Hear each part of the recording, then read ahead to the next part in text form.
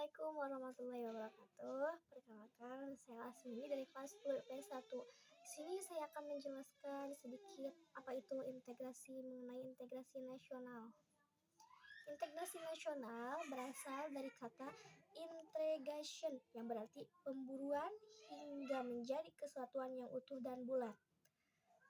Integrasi juga berarti proses mengordinasikan berbagai tugas, fungsi, dan bagian-bagian sedemikian rupa dapat bekerja sama dan tidak saling bertentangan dalam pencapaian sarana dan tujuan.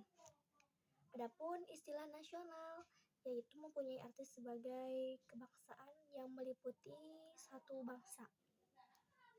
Seperti ciri-ciri nasional yaitu tarian tradisional, terus karya musik tradisional, dan lain-lain.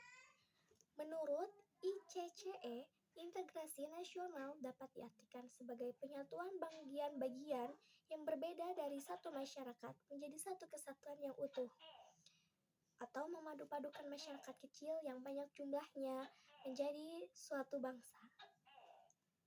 Integrasi yang dimaksud di sini yaitu kesatuan dan persatuan bangsa. Secara umum, integrasi nasional juga mencerminkan proses persatuan orang-orang yang berbagai dari wilayah daerah, terus masyarakat kecil menjadi masyarakat yang besar, dan menyatunya orang kota dengan orang kampung.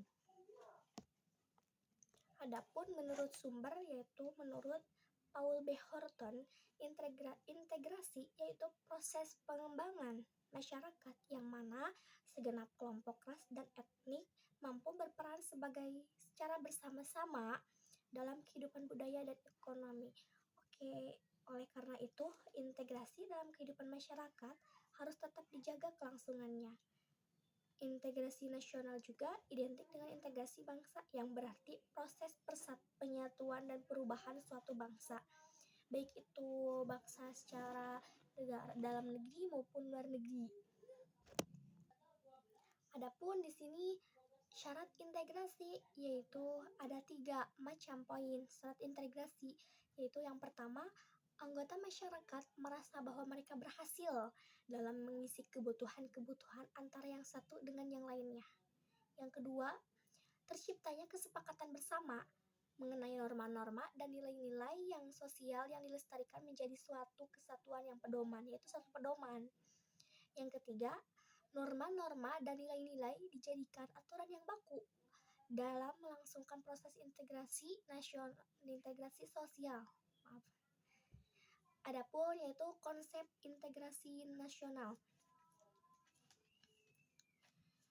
Menurut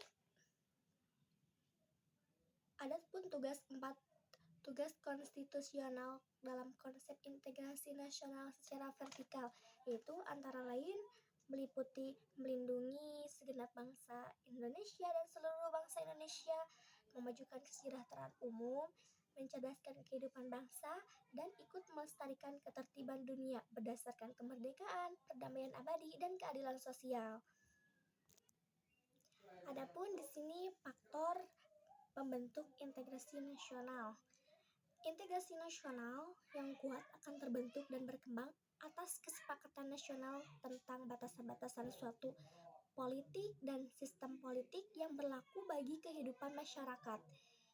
Nah, berarti di sini integrasi akan tercapai atau akan terbentuk jika semua masyarakat itu kuat atau memajukan normanya dengan kuat dalam dirinya masing-masing, itu punya tekad yang kuat. Adapun di sini faktor pendorong integrasi nasional yaitu satu, faktor sejarah atau yang menimbulkan rasa kita seperti kita pernah merasakan situasi ini atau apa. Kedua, keinginan untuk bersatu di kalangan bangsa Indonesia. Ketiga, rasa cinta tanah air. Dan keempat, rela berkorban untuk kepentingan bangsa. Kelima, kesepakatan antar konsensi nasional dalam perwujudan proklamasi kemerdekaan Pancasila dan Undang-Undang Dasar 1945. Yang keenam, adanya simbol kenegaraan dalam bentuk Garuda Pancasila dengan semboyan Bhinneka Tunggal Ika. Yang ketujuh, pengembangan budaya gotong royong yang merupakan ciri khas kepribadian bangsa Indonesia secara turun-temurun. Nah, kedua yaitu ada faktor penghambat integrasi nasional seperti masyarakat Indonesia yang heterogen, yaitu dalam faktor-faktor kesukuan kebangsaan masing-masing. Yang kedua, wilayah negara yang begitu luas, secara tribun dan kepulauan dikelilingi oleh lautan luas.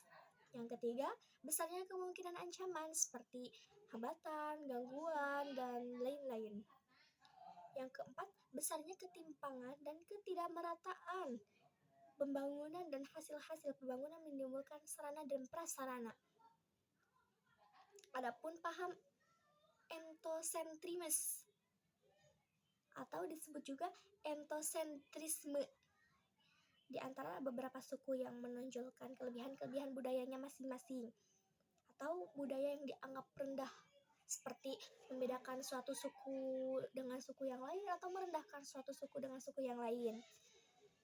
Yang keenam, adanya lemah-lemah nilai-nilai norma dan lain-lainnya. Adapun di sini bentuk-bentuk tantangan yang dihadapi bangsa Indonesia yaitu satu, pelanggaran wilayah perbatasan, yang kedua, gerakan separatisme, yang ketiga, aksi terorisme, yang keempat, konflik komunal, yang kelima, kelompok radikal dan anarki, yang keenam, dinamika politik, dan juga ada upaya mengatasi ancaman untuk menjaga NKRI, yaitu seperti Pancasila sebagai ideal atau Pancasila sebagai landasan bentuk suatu fondasi, dan juga UUD sebagai landasan konstitusional. Yang ketiga, wawasan Nusantara sebagai landasan visional.